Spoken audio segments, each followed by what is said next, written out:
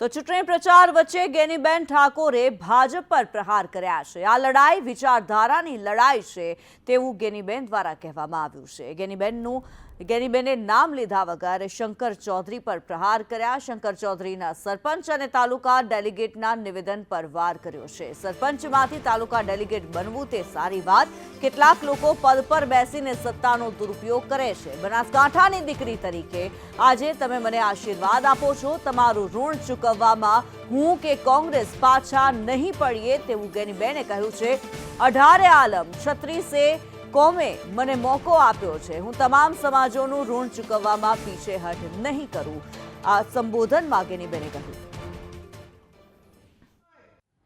કે એક આટલા વર્ષો સત્તામાં રહેવા છતાં બનાસકાંઠા જિલ્લા માટે ગૌશાળાઓને સબસિડી આપવાની વાત હોય, ધાનેરાના નાતીવાડાના ખેડૂતોને પાણી આપવાની વાત હોય, પાલનપુર વિસ્તારમાં પાણી માટેની વ્યવસ્થાઓ સિંચાઈ માટે કરવાની હોય, તો આજે પણ એ મારો અડધો બનાસકાંઠા જિલ્લો પૂરો ધાકડ છે। હું આપ સૌને ખાતરી આપું છું કે તમારા આશીર્વાદથી તમારી બેન દીકરી ચૂંટાય તો આ વિસ્તારમાં કઈ રીતે સિંચાઈનું પાણી આવે એની લડાઈ લડવામાં એક ટકો પણ પીછેહઠ નહીં કરું, એની પણ હું ખાતરી આપું છું। બૂથો ઉપર એજન્ટો વહેલા પહોંચી જાજો ને કે ભારતીય જનતા પાર્ટીના કેસ પહેરેલા ક્યાંક ને ક્યાંક જે અધિકારીઓ છે એ મોક પોલમાં હવારે એજન્ટની ગેરહાજરીમાં ખોટું ના કરે એની પણ ખબર એ કોંગ્રેસના કાર્યકરોને બનાસકાંઠાના મતદારો રાખજો, એની પણ આપને હું વિનંતી કરું છું।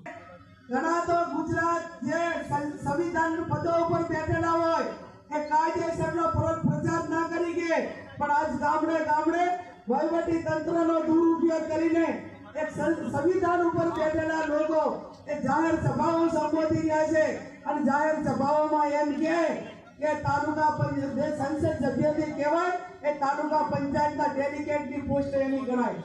એમને હું કહેવા માંગુ છું કે તાલુકા પંચાયતનો ડેલિગેટ એ બંધારણીય હકો પ્રમાણે ડેમોક્રેસી પ્રમાણે કે એના વિસ્તાર પૂરતો સેવા કરતો હોય છે, સરપંચ સેવા કરતો હોય, ધારાસભ્ય સેવા કરતો